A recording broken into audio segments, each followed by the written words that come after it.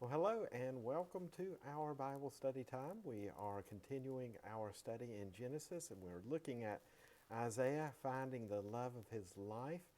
And today we'll look a little bit in the Gospel of John as we talk about this idea of finding a soulmate. And that's the English word that we find in Genesis when talking about marriage with Adam and Eve finding a or in a sense finding it, sometimes it's called finding a soulmate. And when we speak in English of someone finding a partner in life, we sometimes call that a soulmate. And and it's time, as I've said, as we talk about this with Isaac, for him to find his soulmate, which the Lord has chosen for him, as we'll see in our story here. The process has already been set in motion. Last time we talked about Abraham sending his most trusted servant to the village of Haran in the region called Padan Aram, to the household of Abraham's brother Nahor, to look for, and if you remember that word, the Isha, a wife is how we translate it in English, but it's so much more. There's a sense of very much a coupledness.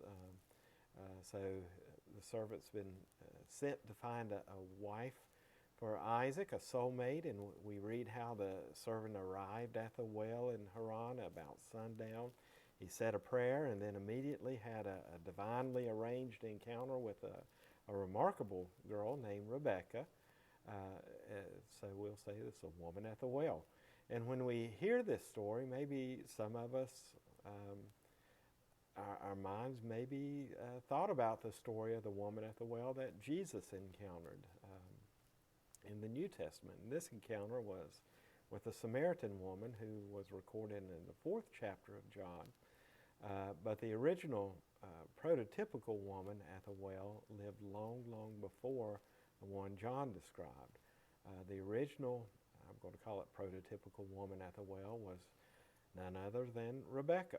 And unless we know, understand, and keep in mind the story of Eleazar's encounter in the Old Testament with Rebecca at the well outside Haran, we will never, I think, fully grasp the significance or appreciate the beauty of the story John gives us of Jesus' encounter with this woman at the well outside Sychar.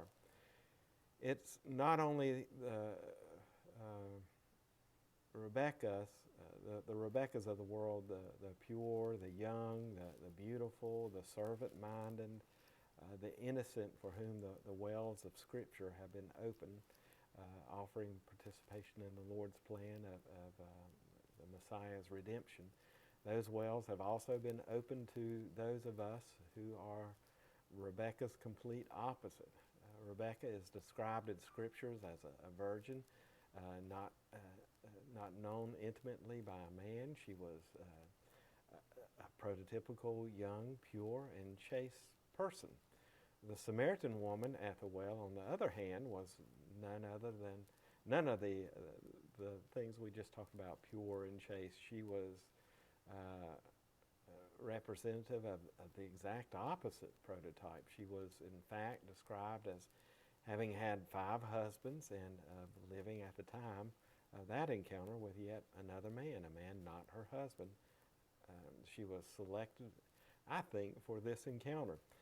I would think precisely because she was the epitome of not young and was the epitome of not pure and was the epitome of not chaste. Rebecca is depicted for us in Scriptures as the consummate servant-minded helper. She ran to water 10 camels for a stranger who merely asked her for a drink from her water jug. The Samaritan woman, on the other hand, is depicted for us as anti-Rebecca of sorts. The woman of Samaria who encountered Jesus at the well is, on the surface at least, crusty, skeptical, self-righteous, religious shrew. When Jesus asked her for a drink, the way Eleazar had asked Rebecca for a drink, what did she do? she chastised him and then argued with him about genealogy, then challenged him on his theology, and finally turned around and asked him mockingly for him to give her a drink instead. If you read the narrative carefully, you discover that the Samaritan woman never offered Jesus a drink. Now do you see the connection between Eleazar's Rebecca narrative and of Scripture and Jesus' Samaritan woman's narrative that John tells us in his Gospel? Do we begin to understand why, in light of what we discussed in our last lesson about the well encounter with Eleazar and Rebecca being the stage upon which the Lord chose to introduce the concept of personal worship? Jesus said to the Samaritan woman who was hung up on temples made with human hands and through the ministry of what priesthood people were supposed to worship, Jesus said to her, "Woman, believe me, the hour is coming when you will neither on this mountain nor in Jerusalem worship the Father.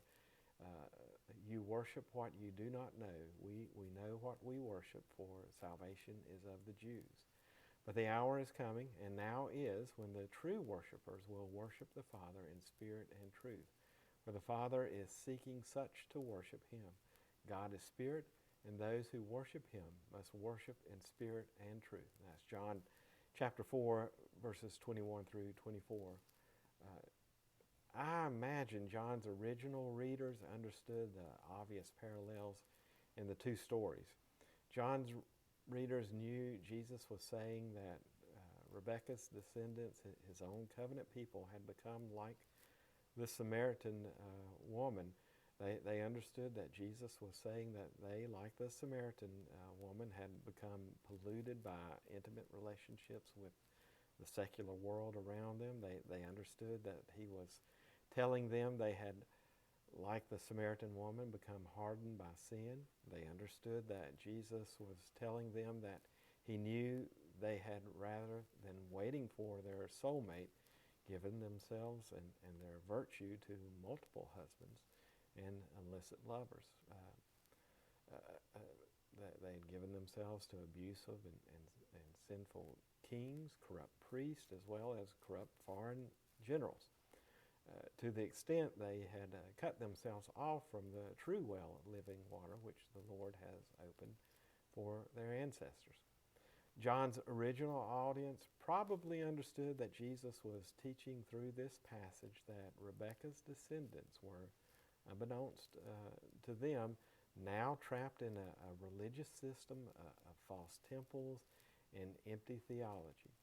And John's original audience probably understood, I believe, that through this story Jesus was saying that even so, the covenant the Lord had made with Rebekah's descendants was as strong as ever, and that he had come to open the well of living water again and to give a purification,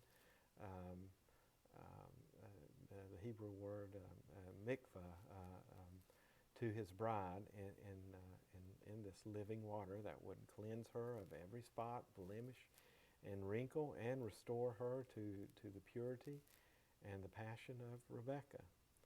Even Rebekah, however, had to be redeemed from the house in which she lived before she could become the bride she was called to be. And next week we will look at this redemption of Rebekah. If we understand how Rebekah's redemption was accomplished, perhaps we can better understand the redemption of the Samaritan woman and get an understanding of the ultimate redemption promised for the nation of whom both Rebekah and the Samaritan woman are prototypes as well. All right, I'll stop there. I hope you have a great week, and we'll talk to you later. Blessings. Bye now.